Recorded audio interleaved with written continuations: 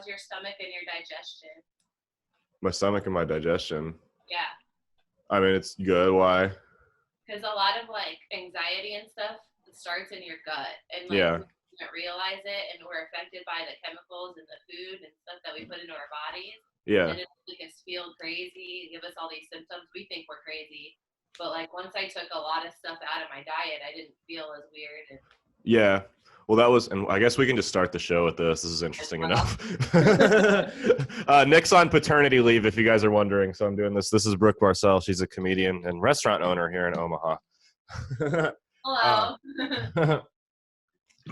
But yeah, no, it's I'm not going to gross you and the audience out, but no, I did have some indigestion problems the other day, but hopefully Mexican food took care of that, to say the least. This is, what's that? I said that'll get it going. Yeah, for sure. The downtown, Eat the Worm. You ever been there? Yeah. The Inferno Wings. The ultimate cleanse diet. Make sure you don't have anything to do the next day, though. That's all I'll say. Yeah, I usually just drink gallons of celery juice. Or yeah. kombucha. What's that? Or kombucha. Yeah. What's the deal with kombucha? I mean, Locklear is a big proponent of it too. Yeah, like you can buy it at Whole Foods in the jars, and it's like $2, $3, $5 for just like a thing. But like you brew it, and it's like this SCOBY. So it's like an actual bacteria, kind of like if you would make vinegar, how vinegar has the stuff on the bottom. Yeah. Instead of vinegar, it makes like, it's almost like, you know, when you take a bunch of antibiotics and then you're supposed to take probiotics or yogurt to help balance it. Yeah. Like kombucha has all the good bacteria like that. So it's like drinking yogurt kind of, but you can put flavors in it.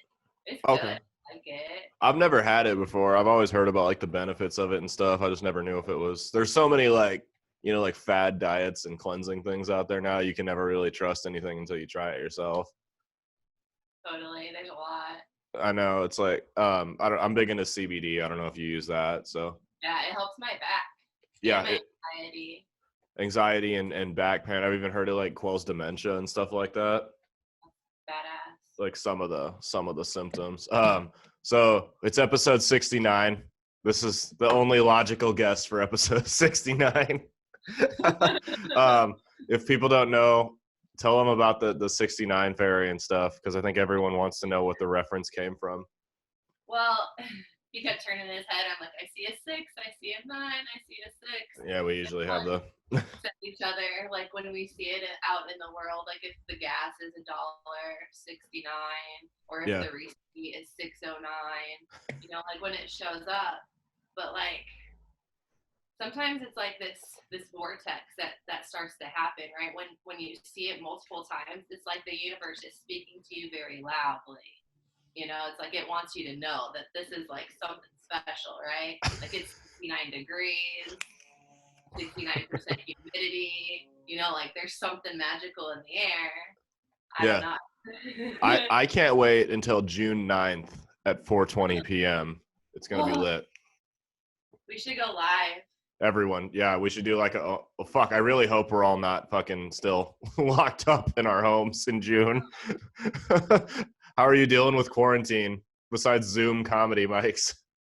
Well, luckily I'm an introvert, and I think I always thought heaven would be like you would have all this time to do crafts and read books. Yeah. So it's kind of cool. I feel like there's moments where I'm not okay, but then there's more moments that I'm fine. Mm-hmm. Like way more moments I think that I'm fine. Mm-hmm. Doing exercises and trying to do some communication with other people. Mm-hmm. I went for a walk, and this is weird for me. Like this never happens. I went for a walk, and people like they stayed away. Like they walked around me. Like they crossed the street. Like for a white girl, that doesn't happen. No. You know. I know. That's right. Everyone's a boomer crossing the street now. That's right. I mean, I try to take my dog for walks and stuff more often now, because it's like, what else am I supposed to do? It's probably, I think a lot of people are going to benefit from this more so than they think, you know, like getting more in touch with who you are as a person and not getting fucked up every weekend. But I feel for good sleep. What's that? I've been getting really good sleep. Same. every night. I think like that silence, right? It's very, very confronting. Like it shows, like, is this who you want to be right now? You know, and then a lot of people are like, oh, I want to fix this, and I want to fix this, and I want to change that, and it's like, all right, like let's do it. Why not? Like, why not? Right. It's cool. I'm writing more too, so that's cool. That's been cool. Like Yeah. I've gotten some stuff. Hopefully it'll be bangers. One of them's really fucking rough. We'll see how it goes. Well, you never know, because like I was watching Ball Hog. It's Tom Segura's new I comedy watched I special. watched that the other night. It's so good, but like he just bashes the 69, and he bashes people who like think that numbers are magical and have special powers, and I'm like, Tom, like people want sixes all the time, right? They're like begging for sixes, but like, yeah, I'll give you a 6, but can you give me a 9? Like, give me a 9, I'll give you a 6. I feel like it's a fair trade, and it's just like it down so hard. That I don't know that no, that was a super good special. Have you watched Bert Kreischer's yet? Yes. I like Oh my Tom Segura's God. better. They're both great. And then there's another one that comes out soon. Chris D'Elia. Yeah. He Yeah. has one out in like a week. Okay. They had there's another one came on. It's like a documentary about like the career of Dave Chappelle. Oh, cool. Like, cause he won the Mark Twain Award for like the best entertainer of the year for like 2020 or something like that, or 2019. I'm gonna make my girlfriend watch that one with me though, because she made me watch the Taylor Swift one the other night. So Yeah.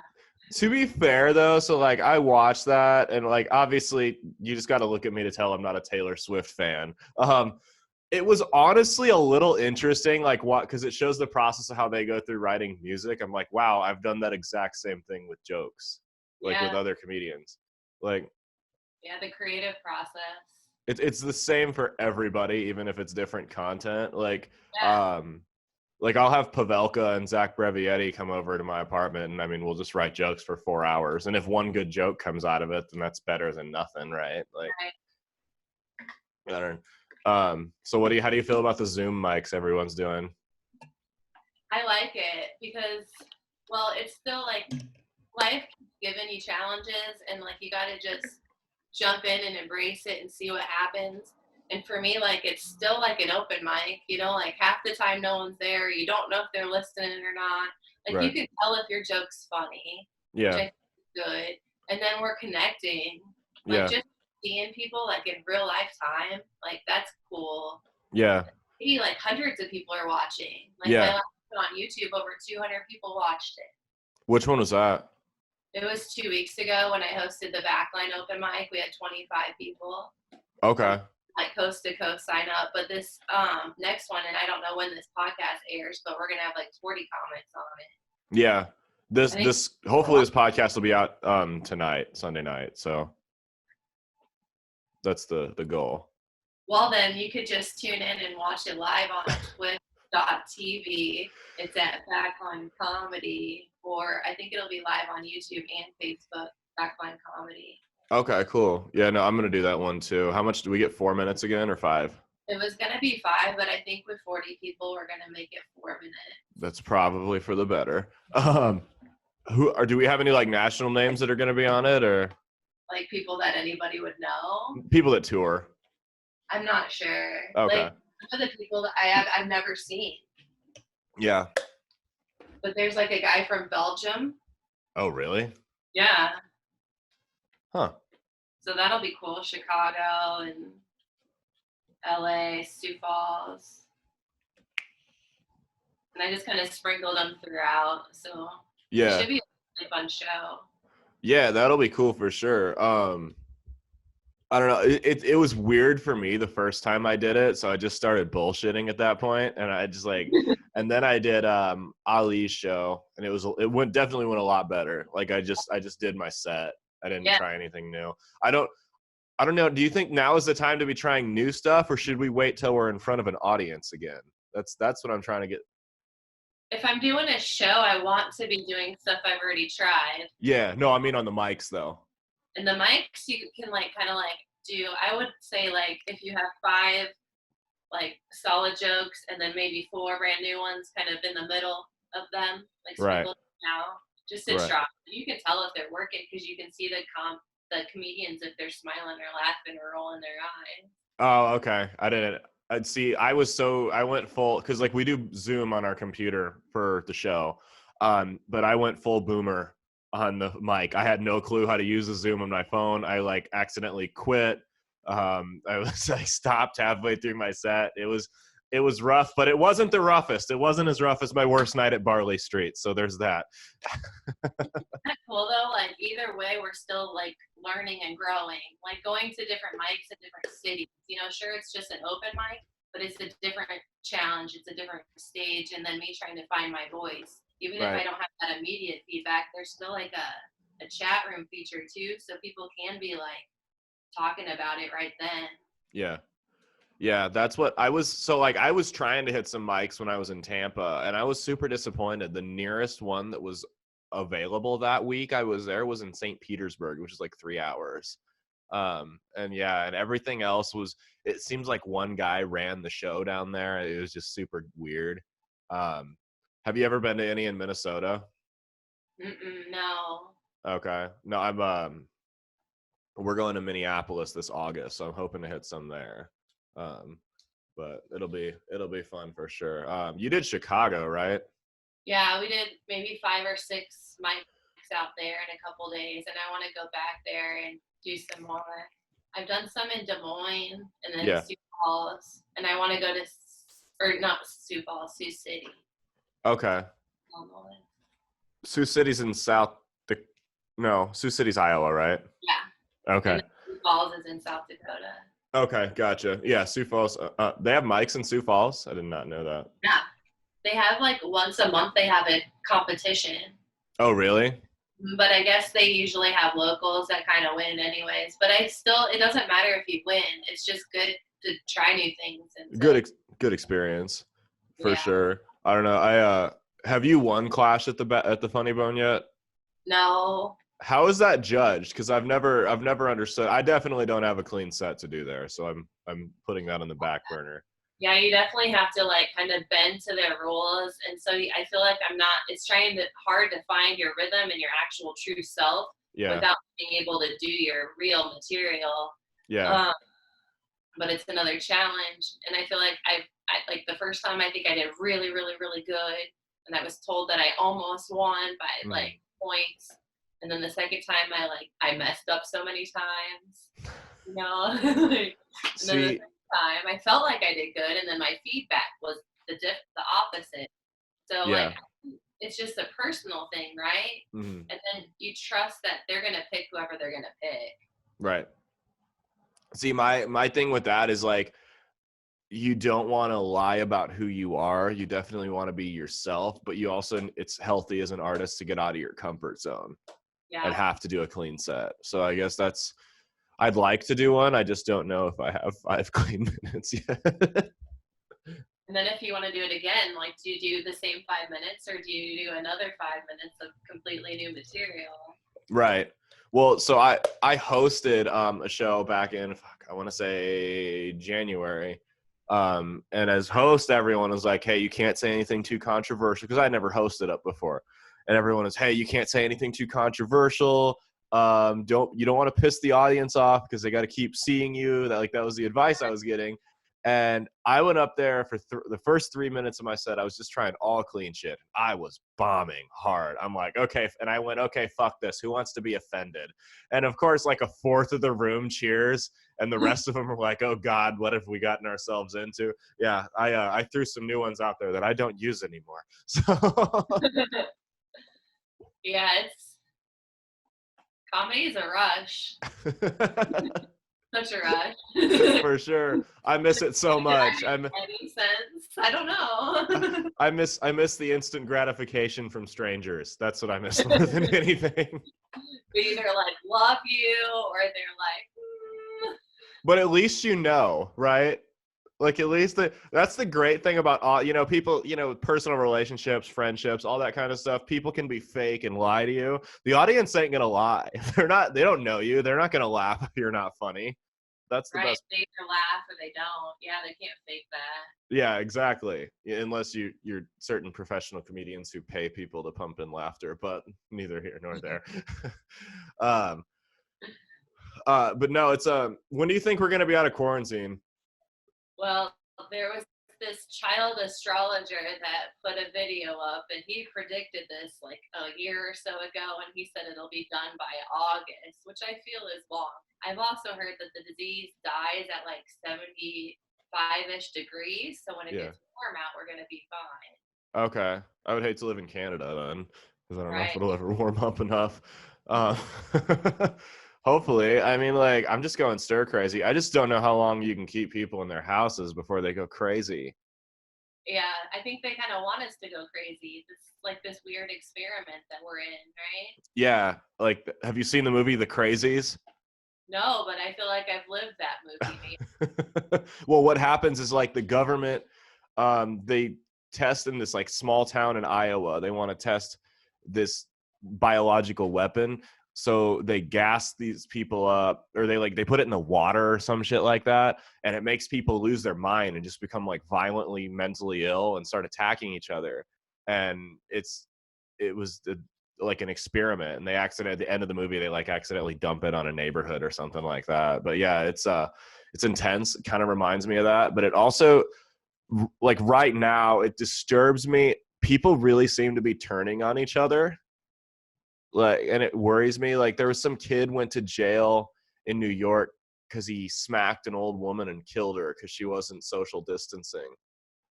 Oh, well, that's a lot. People, there. I mean, we aren't taught how to deal with anything No. really, and so like life was already hard, right? Like Right. everybody was probably already struggling. I'm guessing for the Right. most part, and Mm. then if they can't have their like outlet that they used to have, like everybody used to have stuff, and then they take all that away. Like people don't know what to do.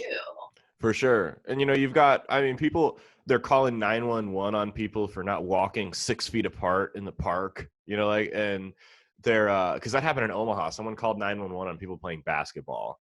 You've got like people, there's a lot of finger pointing going on, if football season's canceled, it's your fault, stuff like that, and it's super disturbing to me just as a human to see people really turning on each other like that. Yeah, people need to chill out a little bit and realize like that person might not be okay either. And like but then like the media, we're all like infected, right? Like we're all contagious. Yeah. So like we're all against each other. Right. Well, it's like they say the majority of the cases people don't even know they have it, which I think is good and bad, because that means that the death rate is way lower than what they're telling us because they have no way of tracking it. But it also means that you have a lot of people that are walking out and they're infecting people that are vulnerable to it, like old people and the sick. So Yeah, I normally don't go around old people too much. me neither. Do you know who Tim Dillon is? A comedian. So He had a I video. know a Dylan. No, not the same Dylan. He had a video he posted last, or like 2 weeks ago. He was like coronavirus advice. He was like, now's really the time to be checking on your elderly relatives, especially if they live in a nursing home. Hug them, kiss them. No, we should stay away. Yeah, I know. Oh, Yeah, it was yeah. And my then he's mom. like, My and mom. lastly, the coronavirus isn't real. None of it's true. Well, I think it has to be a little bit true. It's I for think sure real. Yeah. at the There's very a of this, my mom, she was like, I kind of want it. Like she just like wanted to have just her life not be alive anymore. oh my God. I know, but now she's not like quite as she doesn't want it anymore. She made me wash my hands and everything. So I think like at first she was joking, you know. I Yeah. hope. Well, have you seen the internet conspiracy going around about like the arrests or whatever? Arrest. So there's this grand conspiracy that the virus isn't real, or maybe it is, but it's not as bad or something like that. And they're really using it. Like all the celebrities that are getting it are actually being arrested for like child sex trafficking, like Tom Hanks. Um, and like it's all a connection to Epstein and Italy. It's not actually that bad in Italy. They're just shutting the country down to arrest people in the Vatican. We're supposed to have 3 days of darkness on Easter where they're going to shut our phones and internet off. 911 will still work, and they're going to arrest all these people, apparently. You know, that would not very much surprise me, to tell you the truth. They like to cause distractions, but Yeah. that's, I don't know. I've heard a lot of things for real. It's, Like, I think that's a little too out there for me. I could, how about I, the underground people that have been alive for like centuries? Like the people what? that live underground? The reptiles? Yeah, maybe. Is They that might be the, reptiles. Maybe part of them are reptiles. I think there's different races that live underground. There's not just the reptilians. oh, the mole people? Sure. I've I never, read like halfway and I'm like, oh, okay, I believe it. And then I don't research it very much. see, we get like, I love those weird conspiracy, not necessarily like governmental conspiracies, like the ones about, like, have you ever heard of the loop theory? There's like the string theory, but that's quantum physics. Well, the loop theory, it's kind of like it, but it's like, so time is stagnant. It's not like moving forward or backward. So everything that you're doing right now, when you die, you just get born again and live through the whole thing again. Oh yeah, okay. And it It's just like that, like Groundhog Day kind of, but with basically, but like full circle. And it just, you just keep doing, and the cycle never breaks, which it's believable, but it would really suck to be like someone who died in like, as like an infant. And it's like you have 2 days and then it just keeps restarting. That would be a really shitty loop. well, a lot of like what I've seen with like math and like science and then like with shapes and like how like a flower's formed, like they like start out and then they turn and they turn and they turn in these patterns and they grow. And I feel like we're like one of those, and like we keep turning and turning and turning, and we're going kind of like in our regular life when we have like this issue, right? And it keeps coming up and it keeps coming up and it keeps coming up, and we're like, why do I have the same issue again? You Right. know, like we're not the same. Like we're different kind of a little bit each time we go through it. So Yeah. like we're going through that life over and over again, but hopefully each time it's a little bit different, a little bit better, a little bit more refined until we become this like holy, beautiful, cosmic. We got like good driving record. Like good credit. Like your Like parents. Nirvana, Yeah. basically like Buddhism, kind of like Nirvana type stuff, or Yeah, perhaps. enlightenment. And they kind of look at it like that, like you can escape the wheel through enlightenment, otherwise you're in the wheel. Yeah. That's That, Buddhism. is that how they explain like deja vu and stuff then? Well, that's deja vu. It could be kind of like with dimensions, right? Like if there's like multiple dimensions and we're like are living in like one, or like maybe we're living in a bunch, but like that, when you have that deja vu, it's because like you've lived that in another dimension, Mm-hmm. or like a past life, some people call it, maybe. Yeah. And that I for sure subscribe to, like the other dimensions, like where stuff is like different, like basically that we're like a bubble in an ocean of universes, you Like know? but know they're in the water and we might be like in a fishbowl in one person's room. Right. Yeah. Well, I mean, like I definitely think we go somewhere when we die. I'm not like a Christian or religious or anything like that, but I'm pretty sure we go somewhere when we die, just from previous experiences and just things I've seen. So I'm not sure if I think that or reincarnation. Yeah, I don't know. You ever go to a psychic? it could be both. I like went to ministry school, and we would Okay. like channel. We would like like get one with the Holy Spirit, and then we would speak on behalf of God to people, and like Hmm. interpret and like give them visions and dreams, or like say things, and like I haven't ever gone to a psychic, but I've experienced a lot of psychic things. Yeah. We've never had I've never done like a reading. It's on my bucket list. I've had like my palm read and stuff like, you know, by the people at the circus and stuff like that. But we've had a psychic on our show, and it was interesting for sure. Yeah, no, you've had your palm read, you said, or no? I have like very special palms, and like so when I was trying to look up somebody's palm, like I couldn't. Mine are very different because I have like a straight line that goes straight across, Yeah. and like most people have one that goes up and one that goes down, Right. and there's like space in between, like it's either close or it's spread apart. But mine is like I can't separate my thoughts and my feelings. Yeah. Like they're like connected. It's like one's your heart line, one's your head line. Huh. Most people are able to separate their feelings and their thoughts. Mm-hmm. You know. See, I've had my palm. I'm not sure like the art. I know there's like an art to that, like palm reading. I've had it read twice. One of them told me I was going to have one marriage and one kid. One of them told me I was going to have 2 marriages and 3 kids. I'm like, one of y'all's wrong. On the side of your palm right here, Yeah. there's like little lines, and depending on how many is supposed to be your marriage line. I have no idea about how many kids. Oh, okay. I don't See, know I got one line on the side of my palm. so one. I guess I'm a monogamous then. Yeah. Yeah. What's that? Way easier, probably like that. Probably way easier. Have you seen Tiger King, right? Oh God. Speaking of polygamy. Tiger King. Hell yeah. So, fun fact, I'm trying to get her to come on the show. I have a friend that I met through another podcast that I did. She was the chairperson of the Oklahoma Libertarian Party when Joe Exotic ran for governor. Oh, that's cool. And he was. And What's that?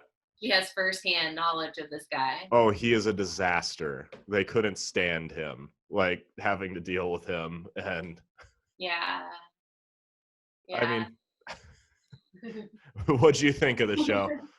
Well, I can feel for Joe, like, I mean, like, I get it, you know, like when you're like a charismatic, I feel like he's an extra, you know, Right. like kind of a special person, kind of like a Rain Man, if you will, in his own way. Right. And, but he needs like a bubble around him, like a really good bubble to protect other people. He just, maybe brain not fully developed. I don't know. Well, I mean, decades of meth abuse has probably played a part in that. That's it. Probably played a part in that. And then, you know, I am impressed, like the power meth has, that he was just able to convince these straight men to marry him for meth. It gives me hope, you know. I'm just gonna throw this one small thought by you. You know how they say like guys are like horny all the time? Sure. And, like, they have sex all the time. It's not like, true, but yeah. Not true. It's not. No. But what I know is if you're like 13, 14, 15 years old, then it's probably true. You're right? chartering dangerous waters right now. But we're not allowed, right? It's very against the rules. Like the people that really, really want it, like the women when they're at their prime, and then the boys when they're at their prime. Like it's just, I don't understand. Like they're not the same. It's just like development, you know? It's like, I don't know. You gotta respect that. It's like biology and shit. Yeah, no, we've had a guy on here one time who took that argument one step further. His argument was, I'd rather a 14-year-old get pregnant from a 40-year-old who can take care of the kid than another 14-year-old who can't. I was like, you know, it makes sense if you abandon all morals. Like, yes, logically that does make sense, but Or yeah. But yeah, no, he stood by it to his death though, so I'll give him the credit for arguing that. But yeah, no, Joe. And then Jeff Lowe's a scumbag. I just want to say that. Yeah, bad. I hope that there's a couple more sequels to this one where we hear like what happens to him, and then the guy that wrote The Elephant. Yeah. Had all the wives, like he's gonna get arrested. He's doing terrible things, putting all the little cheetahs in the suitcases. Right. Well, she had the scoop on those guys too. So Doc Antle, it's like well known. She's like, I remember being like teenager, college age, and like we'd go to see stuff. We'd go to the shows and stuff like that, and they'd have a booth, and my dad would tell me to stay away from Doc Antle, and I never understood why, but now I do. And Jeff Lowe's dangerous. There's that. Jeff Lowe's a dangerous person. I mean, he dresses like a complete douchebag with affliction shirts and studded jeans. Chain wallet. What's that? Does he have a chain wallet? I think so. And you never trust a guy with a chain wallet, a white guy with a chain wallet that wears a do-rag under his fitted hat. Yeah. The thing about that show, like, all of these people are real. Like, these are real people doing their real life thing.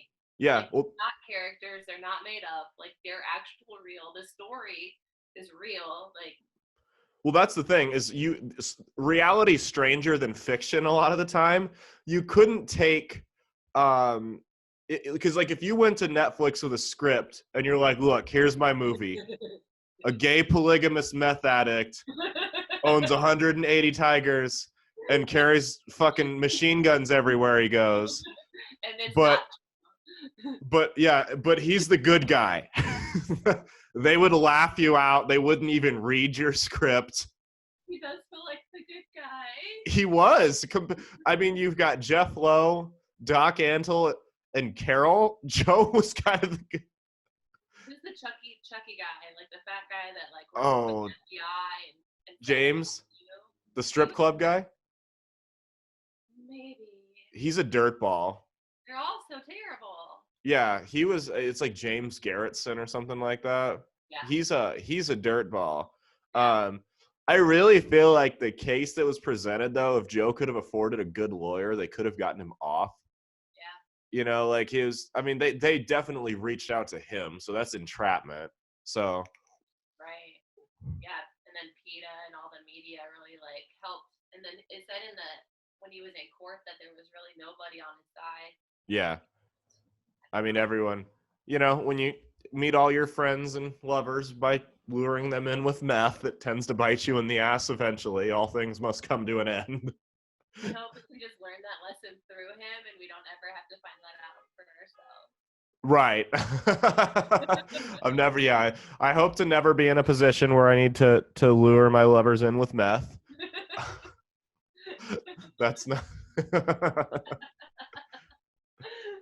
You know, picking people up at the gas station to work for me and stuff like that, and feeding my employees with raw meat from Walmart, expired meat from Walmart. So many things. And then they would make pizza. What's that? They would make pizza with it too, right? And sell pizza. Yeah. That was probably the grossest part, was the expired meat from Walmart. That was the grossest part, for sure. That might have. In the tiger. What's that? When they would like kill the animal. Oh yeah, I mean, so like the thing with tigers is like I talked to somebody else about that.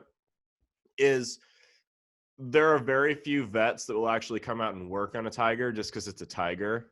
So the only thing you really can do is when they get sick is to put it down. So I mean, and really the best way to do it without getting yourself killed is just to shoot it. It's unfortunate, but like there's not really anything else you can do. Yeah, it'd be quicker. Yeah.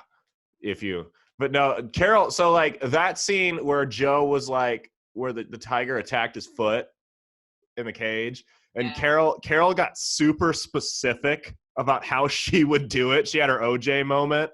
She was, I wouldn't put it on his boot.